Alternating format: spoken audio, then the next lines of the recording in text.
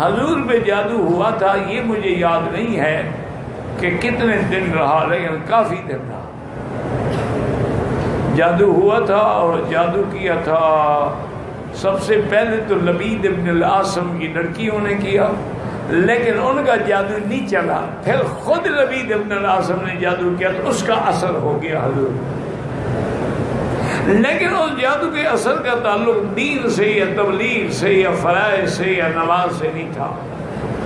وہ جیسے حضور پڑھاتے تھے اسی طرح پڑھاتے رہے، کوئی ذرے برابر بھی فرق نہیں آیا۔ وہ جادو کا اثر یہ تھا کہ آپ کو بھوک نہیں لگتی تھی، کھانا آگے رکھ دیا تو 2 لقمے کھا لیے ورنہ مانگتے نہیں تھے، اپنی بیویوں سے ملنے کی خواہش ختم ہو گئی۔ یہ اثرات تھے۔ بہرحال مجھے دنوں کا تو پتہ نہیں ہے، لیکن کافی عرصے تک رہا، شاید تقریباً 1 مہینے تک اس کا اثر رہا۔ جو قیام آپ پر اتر رہا ہے وہ اللہ کی طرف سے۔ اس جادو کا جو رسول اللہ پہ اثر ہوا تھا اسے اتنا تھا، حدیث میں جو آتا ہے بتا دوں کہ آپ بھول جاتے کس بیوی کی باری تھی، بس یہ اثر تھا، اس سے ہٹ کر کچھ بھی نہیں تھا۔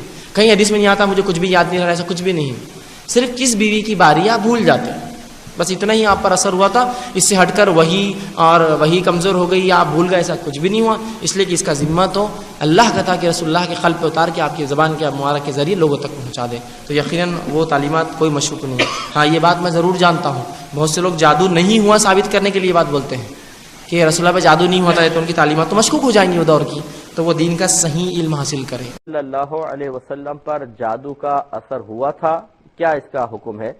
دیکھیں اس میں علماء کرام کا شدید اختلاف ہے کہ یہ ایسا ہوا تھا یا نہیں ہوا تھا۔ بہت سے نے تو انکار کیا ہے کہ یہ کیسے ہو سکتا ہے کہ اللہ کے نبی پہ جادو ہو، لیکن بعض صحیح ترین روایات کے اندر ایسا ثابت بھی ہے کہ نبی کریم صلی اللہ علیہ وسلم پر جادو کیا گیا یہود کی طرف سے، اور باقاعدہ اس کے اثرات بھی ظاہر ہوئے، لیکن یہ اثرات آپ کی دیگر زندگی کے جو شعبے تھے ان میں تو ظاہر ہوئے، تبلیغ دین کے سلسلے میں اور اللہ تبارک و تعالیٰ کے احکام لوگوں تک پہنچانے کے سلسلے میں اس کا کوئی اثر ظاہر نہ ہوا، اور یہ بالکل عارضی طور پہ کچھ عرصے کے لیے اثرات ضرور رہے تھے۔ پھر قل اعوذ برب الفلق اور قل اعوذ برب الناس دونوں صورتوں کے نازل ہو جانے کے بعد یہ اثرات مکمل طور پہ ختم ہو گئے، سرکار نے ان صورتوں کو پڑھا، دم کیا، وہ سب ختم ہو گئے۔ تو اس لیے بہرحال اس جادو کو تسلیم کر لینے میں شرعاً کوئی اس میں بے ادبی کا پہلو نہیں ہے، کیونکہ مستند ترین روایات اگر نہ ہوتی اور صرف یہ ہماری عقل اور ثواب دید پر موقوف ہوتا تو پھر شاید اس میں کوئی بے ادبی کا شائبہ ہوتا کہ ہم ایسا کیوں کہہ رہے ہیں، لیکن جب مستند روایات موجود ہیں تو پھر ہمیں اس میں منسوب کرنے کی طرف ان روایات کو بنیاد بناتے ہوئے کسی بے ادبی کے پہلو کو ملحوظ نہیں رکھنا چاہیے، یہ ہو سکتا ہے، لیکن جیسے یہ عقیدہ رکھنا فرض ہے کہ نبی کریم صلی اللہ علیہ وسلم پر اس جادو کے اثرات تبلیغ دین اور احکام خودنوندی پہنچانے کے سلسلے میں کسی لحاظ سے رکاوٹ نہیں بنے تھے، اور نبی کریم صلی اللہ علیہ وسلم بالکل تبلیغ فرماتے رہے، اس کا اثر اس پہ ظاہر نہیں ہوا۔ یہ کہتے ہیں کہ بچی کا نام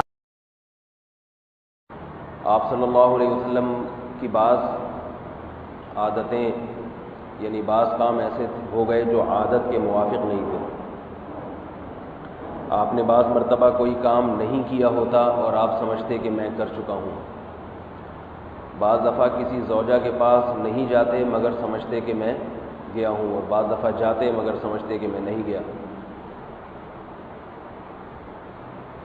تو حضرت عائشہ رضی اللہ تعالی عنہ فرماتی ہیں کہ نبی صلی اللہ علیہ وسلم نے فرمایا کہ ایک شخص نے پوچھا کہ کیا ہوا ہے، دوسرے نے کہا جادو۔ کس نے کیا؟ دوسرے نے جواب دیا کہ لبید بن العاصم۔ کہا کہ کہاں کیا ہے، کس چیز پر کیا ہے؟ بتایا کہ بھئی کنگھی، اور کنگھی میں لپٹے ہوئے کچھ بال، نبی صلی اللہ علیہ وسلم کی کنگھی ہوگی اور اس میں کچھ بال آپ صلی اللہ علیہ وسلم کے رہ گئے۔ ثابت ہے۔ تو حضور صلی اللہ علیہ وسلم پر بھی یہ ہوا ہے، باقی مختلف لوگوں نے مختلف طریقے سے اس کی نفی کی ہے، مذاق اڑایا ہے، اس پر یہ کہہ دیا کہ اس سے تو پھر نبی کی عصمت جو ہے وہ ختم ہو گئی۔ لوگ جو کہتے تھے کہ یہ جادوگر ہیں، گویا کہ ان روایات اور ان احادیث کو ہم قبول کر لیں تو جادو کا اثر ہو جانا ثابت ہو گیا، حالانکہ اس میں بھی بڑا فرق ہے۔ وہ کہتے تھے جادوگر کس معنی میں کہ یہ خود جادو کر رہا ہے، یہاں یہ کہ جادو کا اثر آپ پر ہوا ہے، اور وہ بھی اثر اس درجے میں نہیں ہوا کہ جس سے آپ کی عصمت مجروح ہو جائے اور غیر معتبر ہو جائے، اس لیے کہ اس کا کسی اور کو تو پتہ ہی نہیں چلا، گھر والوں کو بھی اندازہ نہیں ہوا، صرف حضور نے اس کیفیت کو محسوس کیا ہے، اور وہ بھی صرف دنیاوی معاملات میں۔ کسی نماز کے بارے میں یہ نہیں آیا کہ حضور نے نہ پڑھی ہو اور آپ کو یہ گمان ہو گیا ہو کہ میں پڑھ چکا ہوں، نہیں۔ البتہ یہ کہ تعلق زن و شوق، میں اپنی فلاں اہلیہ کے ہاں ہو آیا ہوں لیکن آپ نہیں گئے، اس طرح کا کچھ معاملہ، انسانی معاملات، خالص بشری تقاضوں کے ضمن میں، بشری معمولات کے ضمن میں تو یہ اثر ہوا ہے کہ آپ نے کوئی کام نہیں کیا لیکن خیال یہ کیا کہ کر لیا ہے۔ باقی یہ کہ جو کار نبوت ہے یہ ہے محفوظیت۔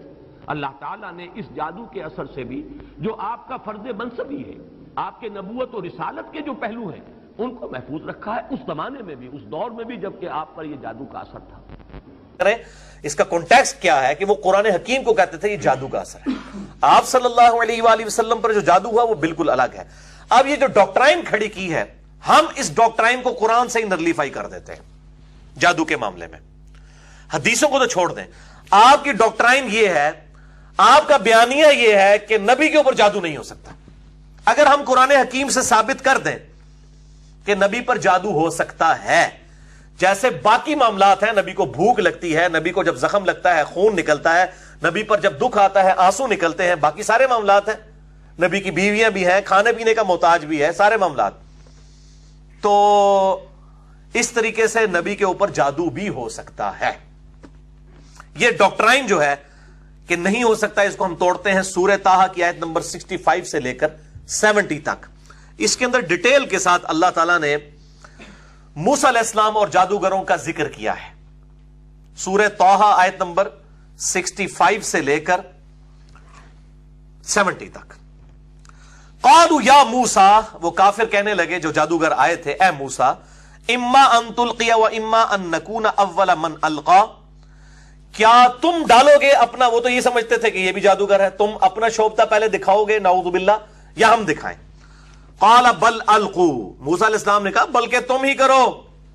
فاذا حبالهم وعصیهم یخیل الیہ من سحرهم انہا تسعی، تو جب انہوں نے وہ اپنا جادو ڈالا تو ان جادوگروں کی رسیاں اور لاٹھیاں، یخیل الیہ، یہ واحد کا صیغہ ہے، الیہم نہیں ہے، یعنی موسیٰ علیہ السلام کو خیال گزرا، موسیٰ علیہ السلام کے اوپر یوں اثر ہوا، من سحرہم، ان کے جادو کا، شکر ہے یہ سنگولر کا صیغہ آیا ہے، الیہم ہوتا تو انہوں نے کہنا یہ موسیٰ مراد نہیں ہے، باقی لوگ مراد نے، یہ اللہ تعالیٰ نے اس طرح حفاظت کی ہے قرآن حکیم کی۔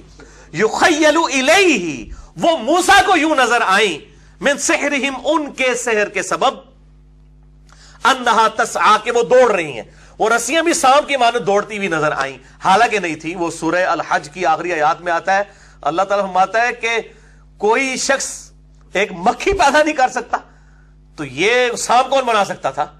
وہ ایک جادو کا اثر تھا، ہے رسیاں تھی، لیکن موسیٰ علیہ السلام کو وہ نظر آئی کہ یہ تو ہل رہی ہیں اور یہ بھی سانپ ہے۔ اس کے بعد مزید وہم آپ کا نکالا ہے اللہ تعالیٰ نے، فَأَوْجَسَ فِي نَفْسِهِ خِيفَةً مُوسَى، موسیٰ علیہ السلام اپنے جی ہی جی میں خوف کھا گئے۔ اگر وہ رسیاں اور سانپ ہی تھی تو ان کو خوف ہی نہیں کھانا چاہیے تھا، اگر نہیں تھیں رسیاں، سانپ نہیں بنی ہوئی تھی، صرف رسیاں اور لاٹھیاں ہی تھی، تو پھر ڈرنے کی کیا ضرورت تھی؟ ان کو نظر آئی تو انہوں نے خوف کھایا، تو پھر کیا ہوا؟ قُلْنَا لَا تَخَفْ، اللہ تعالیٰ فرماتے ہم نے کہا اے موسیٰ مت ڈریے، اِنَّكَ أَنْتَ الْأَعْلَىٰ، بے شک آپ ہی ان پر غالب آئیں گے، وَأَلْقِ مَا فِي يَمِينِكَ، آپ ڈال دیجئے آپ کے ہاتھ میں جو آپ کا عصا ہے، اس کو زمین کے اوپر ذرا ڈالیے تو صحیح، تلقف ما صنعوا، یہ نگل لے گا جو کچھ انہوں نے شعبدہ بازی کی ہے، ما صنعوا، جو کچھ انہوں نے بنایا ہے، انما صنعوا کید الساحر، یہ تو صرف جادو کا کرشمہ ہے جو دکھایا جا رہا ہے، ولا یفلح الساحر حیث اتا، اور ساحر کبھی کامیاب نہیں ہو سکتا جہاں سے مرضی وہ آ جائے، پیغمبر کے مقابلے پہ اسے کامیابی نہیں ہو سکتی، پیغمبر کے پیچھے تو اللہ ہے اس کی حفاظت کرنے والا، جادو نہیں ہے، وہ ایمان لے آئے۔ اب اس سے بالکل کلیئر کٹ پتا چلا کہ موسیٰ علیہ السلام کو بھی وہ رسیاں سانپ کی مانند ہلتی ہوئی نظر آئیں، تو موسیٰ علیہ السلام پر جادو ہو گیا، تو آپ کا جو اصول اور مبادی تھا وہ ٹوٹ گیا کہ نبی پر جادو نہیں ہو سکتا۔ ہم یہ پوچھتے ہیں وہ جو اصول اور مبادی یہاں تک ٹوٹا کہ اسی دوران ان کے دل میں خوف بھی پیدا ہوا، پھر اللہ کی طرف سے وحی بھی آئی. اللہ تعالیٰ اپنے نبیوں کی حفاظت کرنے والا ہے. اگر ہمارے محبوب صلی اللہ علیہ وآلہ وسلم کو چند دن اس کیفیت سے گزارا گیا تو اللہ تعالیٰ نے وحی کے اعتبار سے آپ کی حفاظت کی. آپ کے ساتھ ایسا معاملہ نہیں تھا کہ وحی کا معاملہ.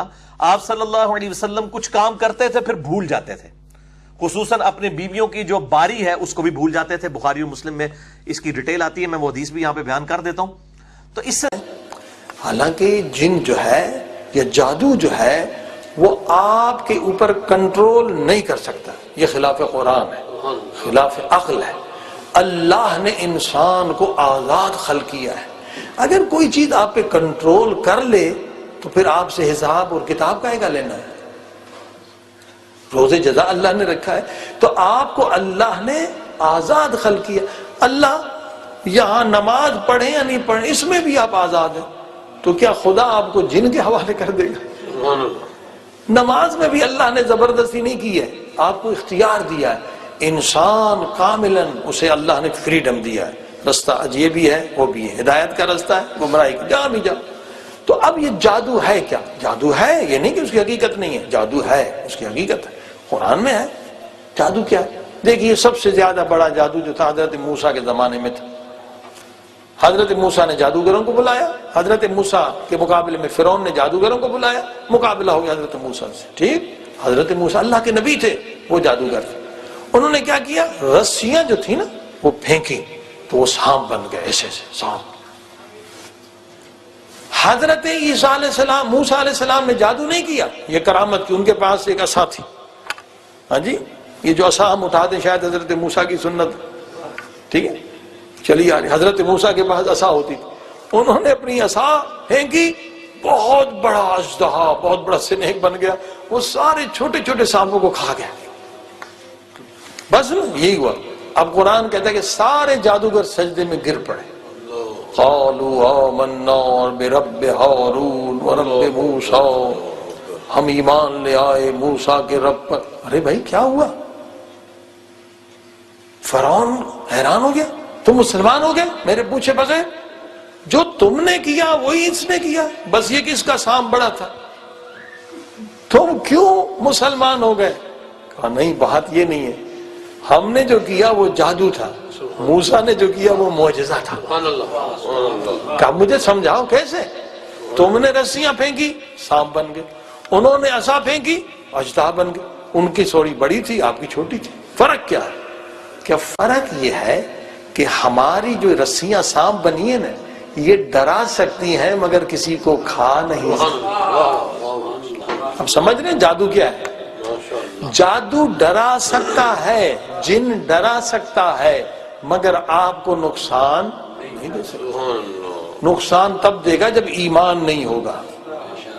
ایمان نہیں ہوگا، عقیدہ غلط ہوگا تو نقصان ہوگا، ورنہ جادو آپ کو نقصان نہیں دے سکتا. قرآن سورہ بقرہ یہ کہتا ہے لیس بضارہم، اصلاً یہ جادوگر تمہیں اتنا بھی ذرے برابر نقصان نہیں دے سکتے اگر خدا پر ایمان ہے، اگر لا الہ الا اللہ دل میں ہے تو کوئی نقصان آپ کو نہیں دے سکتے.